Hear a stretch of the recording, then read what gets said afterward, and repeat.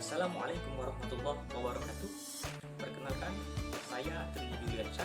Saya adalah salah satu mahasiswa PPG PAI dalam jabatan di LPTK UIN Raden Patah, Palembang, angkatan pertama tahun 2021.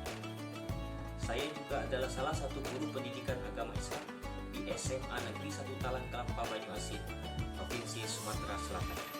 Saat ini, saya akan menampilkan video praktik pembelajaran dalam rangka uji kinerja mahasiswa PPG dalam jabatan pada materi semangat menuntut ilmu di kelas 10 pada pertemuan yang ketiga yang akan dilaksanakan pada hari ini, hari Senin, tanggal 13 September 2021. Kepada dosen penguji dan penilai, kami mohon saran dan masukannya agar kami dapat menjadi lebih baik lagi. Wassalamualaikum warahmatullahi wabarakatuh. Selamat menyaksikan.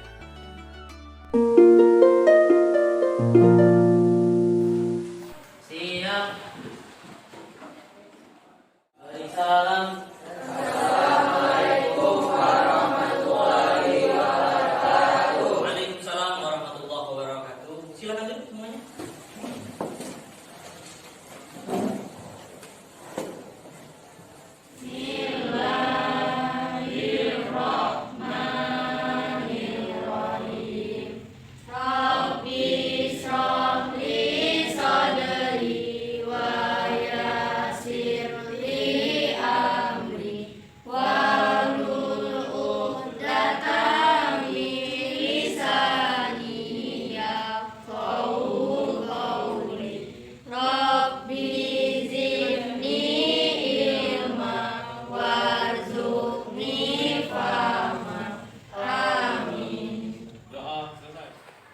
Gimana kabarnya? Sehat semuanya?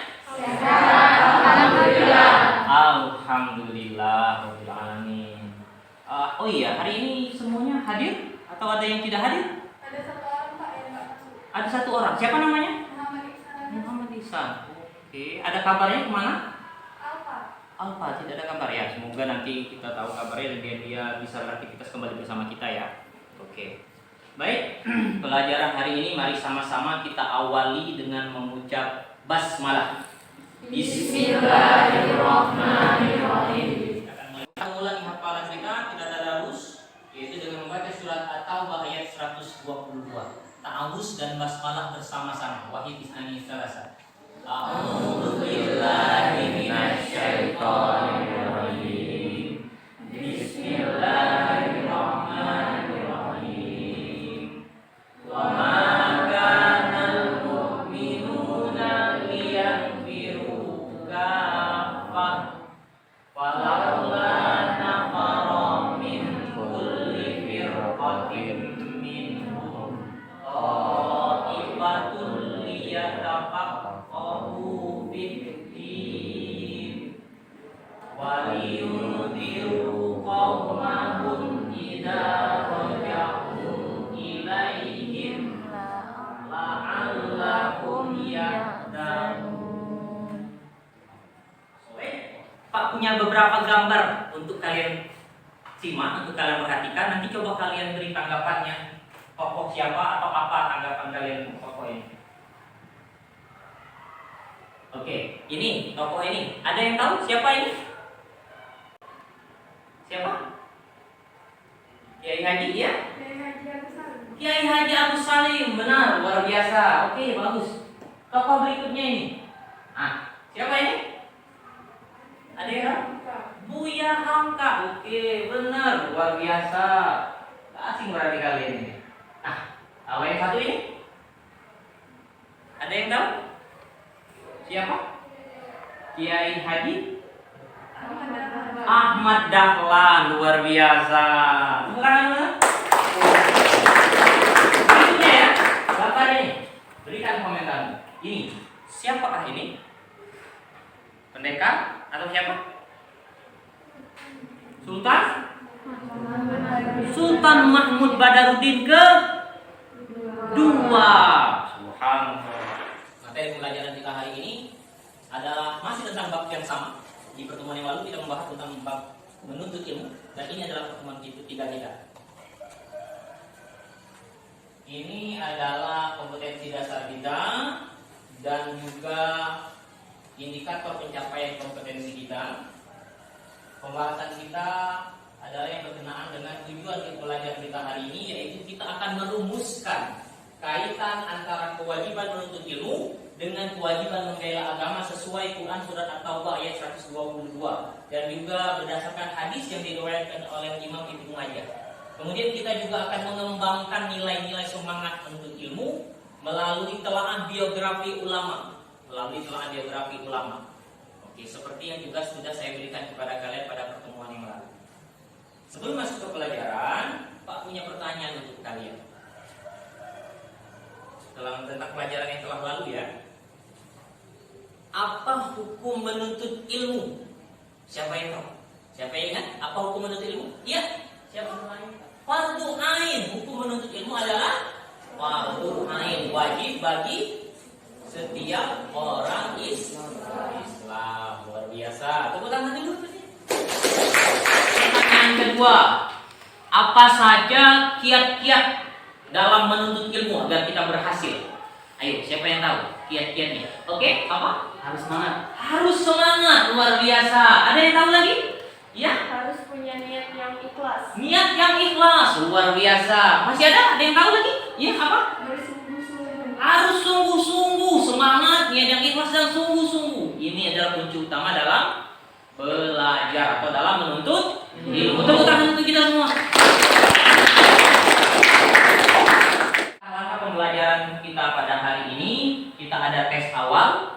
Kita juga tadi sudah melaksanakan ya tes awal kita. Kemudian kita bagi kelompok untuk berdiskusi dan sambil lagi dalam kelompok itu kita akan mengamati kisah. Setelah itu kita akan berdiskusi dan mempresentasikan hasil diskusi kita. Paham?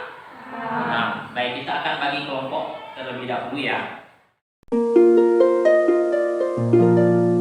Kita akan membahas materi sebentar sebelum kita lanjut ke materi diskusi. Ini ada dalil tentang menuntut ilmu, ya, dalil dari Al-Quran tentang menuntut ilmu. Dalam surat apa ini? Surat Al-Mujadalah ayat 11. Coba kita baca bersama-sama. Ini sudah ada yang hafal ini ayatnya. A'udzu billahi minasy syaithanir rajim. Bismillahirrahmanirrahim. Yarfa'illah. Coba. Yarfa'illah alladzina amanu minkum. Alladzina amanu minkum walladzina utul ilma darajat. Walladzina utul ilma darajat. Coba kamu baca terjemahannya. Artinya, niscaya Allah akan menunjukkan orang-orang yang beriman di antaramu dan orang-orang yang diberi ilmu pengetahuan beberapa derajat. Iya. Jadi ini adalah dalil keterangan.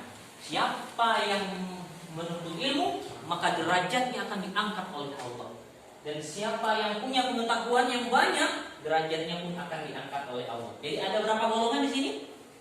Ada, yaitu orang yang pertama, amanu minkum, yaitu orang yang beriman. Siapa yang beriman, takut kepada Allah, maka dia akan diangkat derajatnya oleh Allah di mata Allah dan di mata hamba-Nya, di mata manusia. Golongan yang kedua adalah orang yang punya ilmu pengetahuan. Kalian punya ilmu, kalian seorang profesor, kalian seorang dokter, atau kalian penulis buku, akan diangkat derajat oleh Allah Subhanahu wa Ta'ala. Siapa yang paling baik di antara keduanya? Antara orang beriman dan menuntut ilmu? Yang terbaik adalah mereka beriman, mereka pun berilmu. Kita harus begitu.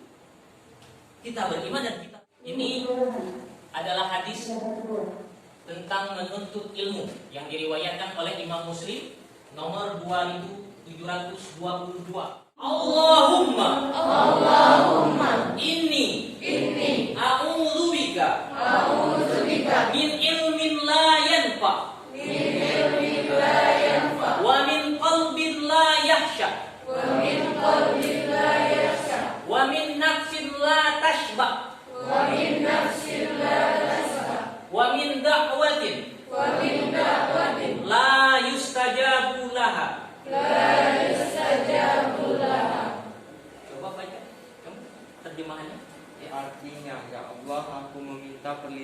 padamu dari ilmu yang tidak bermanfaat, dari hati yang tidak khusyuk, dari jiwa yang tak pernah merasa puas, dan dari doa yang tidak dikabulkan.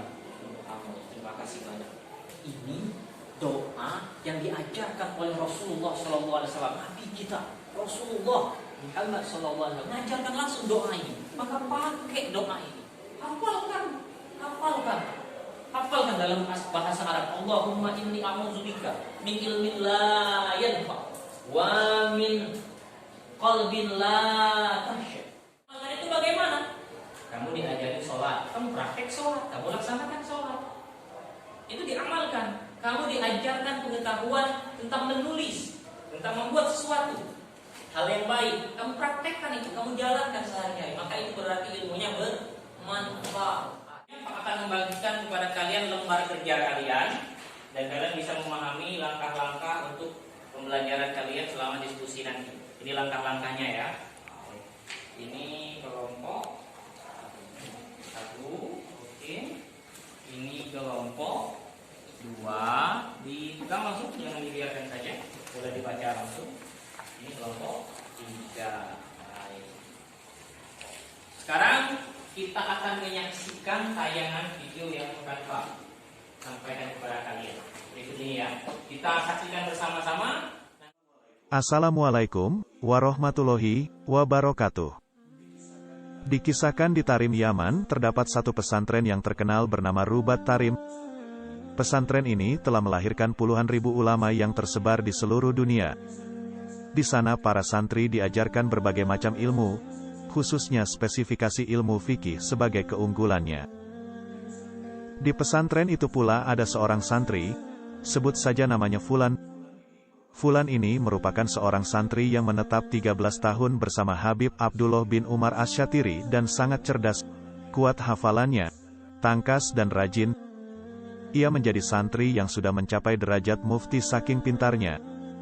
Ia juga hafal semua masalah fikihiyah yang terdapat dalam kitab Tuhtatul Muhtaj, sebuah kitab yang tebalnya 10 jilid cetakan Darul Dia atau 4 jilid cetakan Darul Kutub Ilmiah. Kesehariannya di pesantren, si Fulan ini disukai oleh teman-temannya, sebab ia dibutuhkan oleh rekannya untuk menjelaskan pelajaran yang belum dipahami serta mengajar kitab-kitab lainnya. Bahkan ia merasa kualitas dirinya sejajar dengan kealiman guru besarnya. Tidak cukup sampai di situ. Kesombongan itu berlanjut hingga ia berani memanggil gurunya dengan namanya saja, ya Abdullah. Nauzubillahi min zalik. Habib Abdullah menanyakan keberadaan si Fulan yang biasanya duduk di depan, namun tidak kelihatan. Kemanakah si Fulan? Sebagian murid yang mengetahui menjawab, si Fulan sedang berdakwah ke kota Mukalla. Habib berkata, apakah dia izin kepadaku? Sontak murid yang lain diam saja. Dan Habib Abdullah kemudian berkata, baiklah, kalau begitu biarkan si Fulan pergi, akan tetapi ilmunya tetap di sini. Si Fulan naik ke mimbar dan memulai isi ceramahnya. Ia memulai dengan basmalah, hamdalah, solawat kepada Nabi amma ba'du. Kemudian ia membaca sebuah ayat. Ketika ingin menjelaskan ayat ini, namun ternyata dia terdiam seperti kayu yang berdiri tegak dan kebingungan tak mampu berbicara menjelaskan ayat tersebut.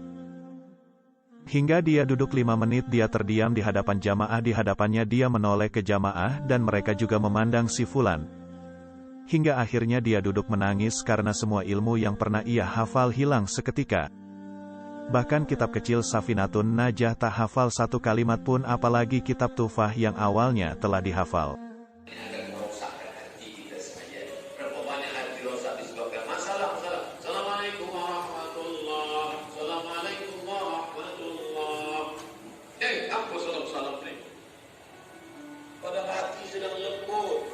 Selama ini dia berzina, selama ini dia minum khamar, selama ini dia mabuk, tak ada pernah orang marahkan dia.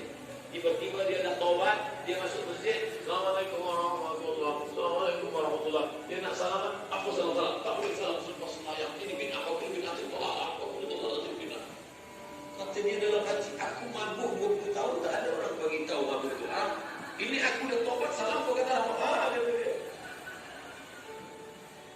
Kita tadi sudah menyaksikan 2 video langsung ini. Ini adalah metode kita, metode kisah video, Pak ingin meminta tanggapan kalian tentang video yang pertama terlebih dahulu. Tentang kisah, tadi ada kisah. Mungkin ada yang ingin memberikan tanggapan nih tentang video yang pertama? Ya, kamu? Siapa namamu? Zaskia Ananta. Zaskia Ananta, oke siap. Coba. Dari video pertama yang kami simpulkan, kita tidak boleh sombong atas ilmu yang kita dapat dan janganlah kalian tinggi hati atau bersikap sombong kepada guru yang telah mengajari kita ilmu, dan bersikaplah tawadu kepada siapapun. Luar biasa. Tepuk tangan dulu. Yang merasa lebih tinggi dari orang lain ya, dari ilmunya itu. Itu kesimpulan yang pertama. Bagus, sempurna ya. Video yang kedua, tausiah dari Ustaz Abdul Somad tadi. Adakah yang ingin memberikan tanggapannya? Ada? Silakan. Oke, silakan. Siapa namamu? Siti Amelia. Siti Amelia. Coba. Dari tanggapan video yang kedua, bahwa setiap adab itu bersangkutan dengan ilmu. Jadi jika seandainya ilmu tinggi namun adab nol, sama saja bohong. Jadi semua itu menyangkut dengan adab. Adab lebih utama daripada ilmu. Subhanallah. Adab lebih utama daripada ilmu. Tepuk tangan dulu.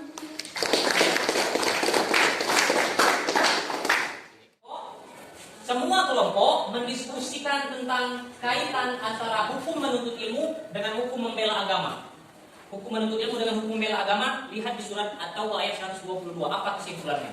Dan kelompok satu tambah tugasnya satu lagi, yaitu membahas, mendiskusikan nilai semangat menuntut ilmu dan membela agama melalui tokoh Buya Hamka.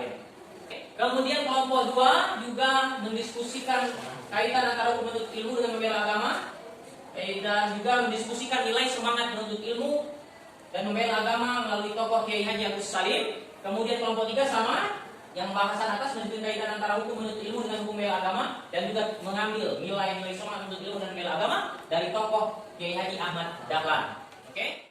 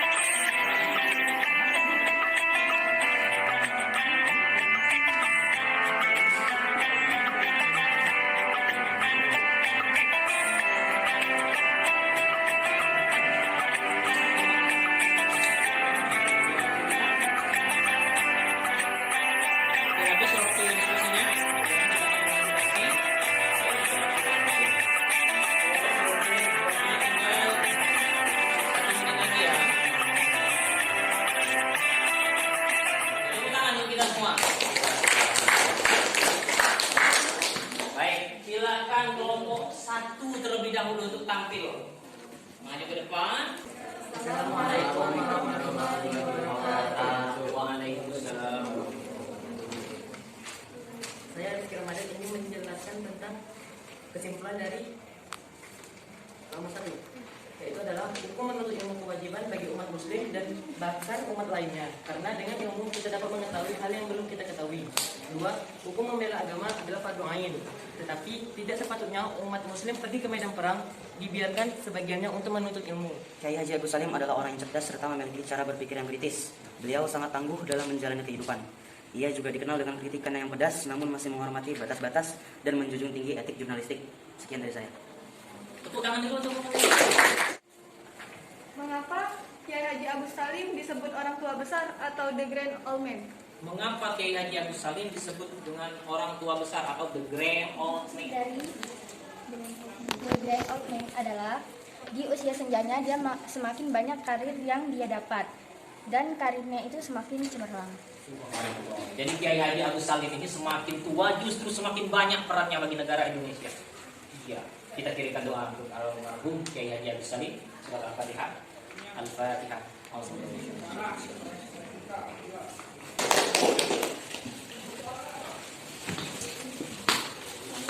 Beliau juga menemui bidang jurnalistik. Beliau adalah Agus Salim.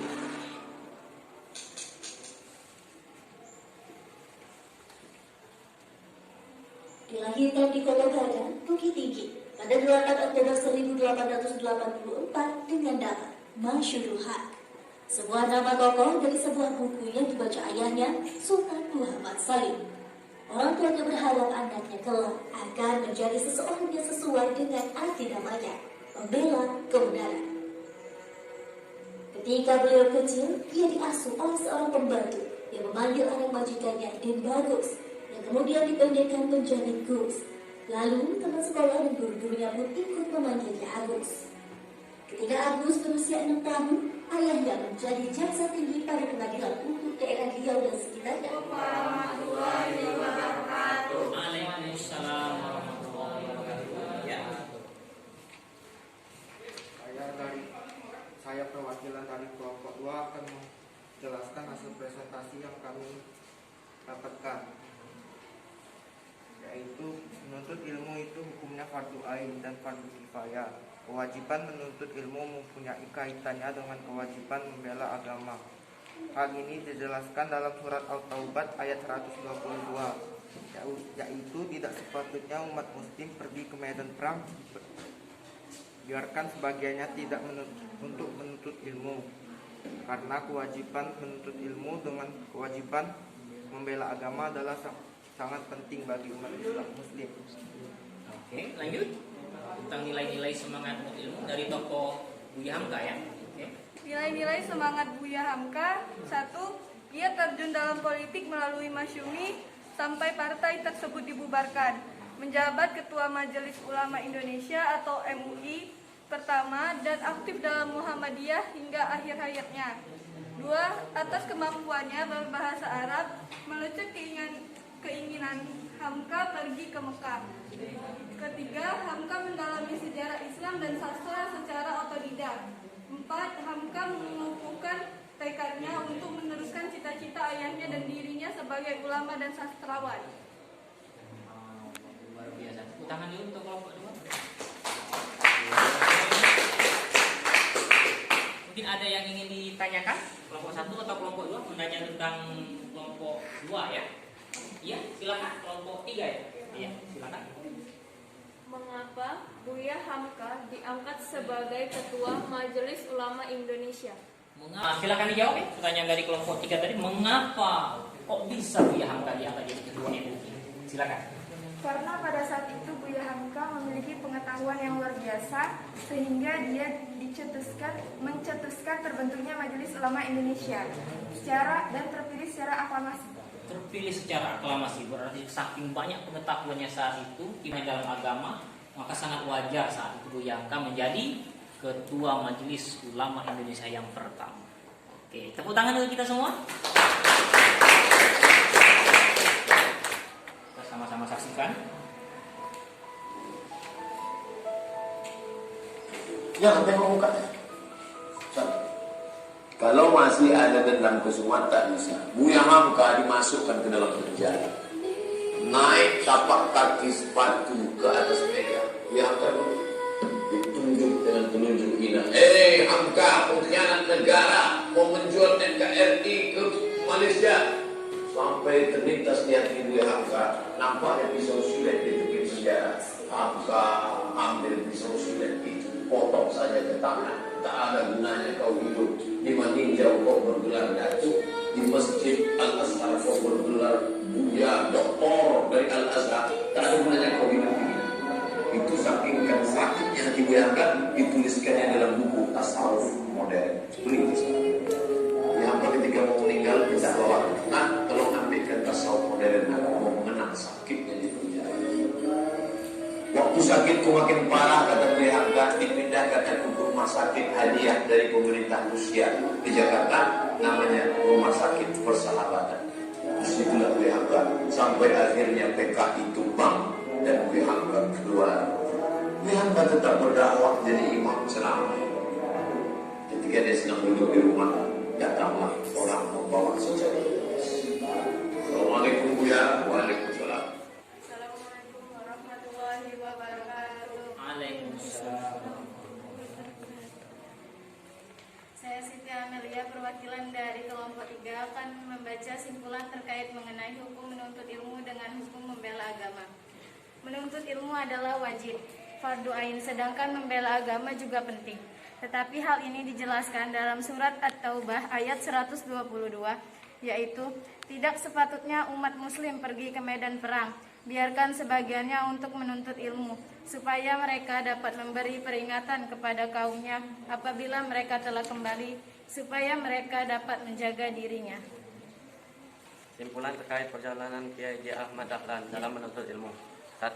Kiai Haji Ahmad Dahlan adalah seorang pahlawan nasional Indonesia yang memiliki semangat dalam mencari ilmu. 2. Sejak kecil, beliau memiliki sikap pantang menyerah. Selagi belum mendapatkan ilmu itu, beliau akan terus bersungguh-sungguh atau berusaha untuk memperdalam ilmu itu. Oke, selesai. Ini luar biasa. Sekarang ada yang ingin ditanyakan tentang materi yang disampaikan oleh kelompok 3 dari kelompok 2 ataupun kelompok 1, mungkin ada yang ingin bertanya? Boleh? Silakan. Oke, ada, luar biasa. Silakan.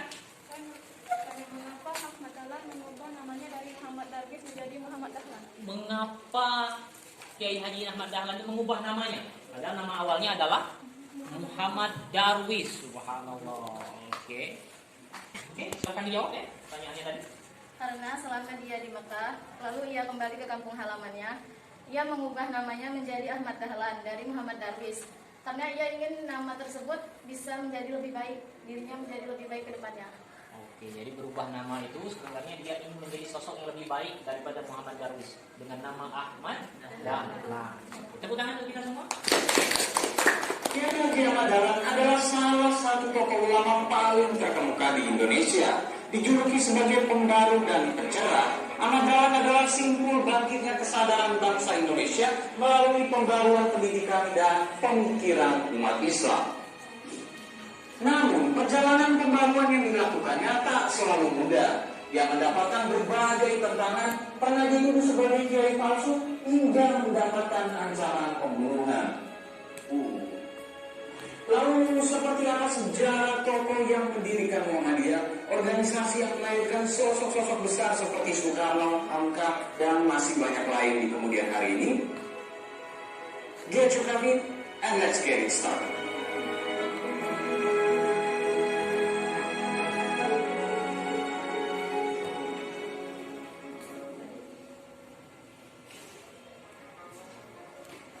Kiai Haji Ahmad Dahlan lahir dengan nama kecil Muhammad Darwis pada 1 Agustus 1868 di Kampung Kauman, Yogyakarta. Adapun beberapa sumber lain menyebutnya lahir di Kampung Nitikan, Yogyakarta. Ayahnya, Kiai Haji Abu Bakar, adalah seorang ulama sekaligus imam besar di Masjid Besar Kesultanan Yogyakarta. Muhammad Darwis merupakan anak keempat dari 7 bersaudara. Menurut silsilah, ia merupakan generasi ke-12 dari Maulana Malik Ibrahim atau Sunan Gresik yang adalah salah satu penyebar agama Islam di tanah Jawa. Sudah diskusi, luar biasa diskusinya. Jadi ada beberapa hal yang dapat Pak bantu menjelaskan. Yang pertama, dari kisah yang pertama tadi, bahwa rumusan pembelajaran kita hari ini adalah kewajiban menuntut ilmu dan membela agama. Kaitannya itu adalah kita tetap wajib menuntut ilmu, tetapi begitu agama kita diserang, kita juga wajib membela agama. Tapi saatnya kita berperang, tidak boleh semuanya pergi membela agama, tidak boleh semuanya perang, tapi tetap harus ada segolongan yang menuntut ilmu. Tujuannya apa? Agar orang yang menuntut ilmu ini dapat memberi peringatan kepada orang yang ikut perang tadi saat orang yang perang ini kembali dari peperangannya, sehingga ilmu agama akan tetap terjaga, tetap ada, masih ada yang ngajar. Kalau semuanya berangkat ke medan perang bagaimana? Tokoh Kiai Haji Agus Salim, ini perlu kita ambil hikmahnya. Betapa beliau dari kecil sudah sangat gigih belajar. Gigih, walaupun miskin ya, walaupun miskin dia gigih belajar, tapi berprestasi. Sosok kiai, ulama, sekaligus seorang ilmuwan ya. Beliau seorang ilmuwan juga. Karya politiknya luar biasa. Beliau juga seorang penulis. Jadi jangan kira Bandung kita ini kecil. Buya Hamka, orang Padang, ya, orang Padang asli Padang. Walaupun bapak dan ibunya bercerai, tapi dia tetap semangat menuntut ilmu. Dia pada awalnya dia itu hilang semangat menuntut ilmu, tetap padahal ayahnya itu seorang ulama juga, tapi bercerai keluarganya, tidak masalah baginya. Dia tetap menuntut ilmu. Buya Hamka. Beliau membuat satu karya penting. Beliau yang tidak sekolah itu membuat tafsir Al-Quran. Al-Quran itu ditafsirkannya, ditafsirkan oleh beliau. Nama tafsirnya itu Tafsir Al-Misbah, karya Buya Hamka. Kapan dia Dahlan ini adalah seorang tokoh ulama yang mendirikan organisasi. Nama organisasinya apa? Ulama Indonesia. Muhammadiyah. Kiai Haji Ahmad Dahlan itu pendiri organisasi Muhammadiyah. Kalau Hashim Asy'ari pendiri Nahdlatul Ulama, beliau adalah Muhammadiyah. Masya Allah. Tokoh miskin juga, nekat pulang ke Indonesia dikatain kiai palsu, aliran sesat dan sebagainya, tapi tetap tamat. Keburukan yang dilakukan orang lain kepadanya tidak dibalas dengan keburukan, tapi didoakan beliau agar orang itu mau menerima hidayah. Ini yang diajarkan oleh kita. Jadi kita semua tetap semangat menuntut ilmu. Jangan malas, jauh perjalanan kita dari rumah sini naik motor. Orang dulu jalan kaki, ulama dulu jalan kaki. Kalau mau yang pergi jauh ke Mekah naik kapal laut, tapi dari pelabuhan sampai ke rumahnya bagaimana prosesnya? Naik andong, naik dokar. Kita naik motor enak, tinggal nyetak lah. Orang zaman dulu masya Allah baju sedikit yang dibawa, kita enak, jadi kecil sekali perbandingan kita. Jauh sekali kita masih. Padahal usia saat ini usia kalian produktif. Maka banyak-banyaklah membaca, banyak-banyaklah memahami, dan banyak menghafal. Jangan takut. Hafalkan Al-Quran itu. Jangan takut. Jangan takut tidak mampu. Yakinkan mampu. Kalau kamu bilang tidak mampu, pasti tidak mampu. Tapi kalau kamu bilang mampu, pasti mampu. Sesuatu itu akan terasa berat bila kita menganggapnya berat. Tapi sesuatu itu akan terasa ringan kalau kita menganggapnya ringan. Yakinlah dengan itu ya. Alhamdulillah. Semoga kita semua menjadi orang-orang yang semangat menuntut ilmu ya. Kita terus mendapatkan kemudahan oleh Allah. Setiap kali ketemu masalah dalam menuntut ilmu, kita diberikan jalan keluar oleh Allah Subhanahu wa taala. Yang dapat kita pelajari hari ini, mari sama-sama kita akhiri pembelajaran hari ini dengan melafazkan hamdalah.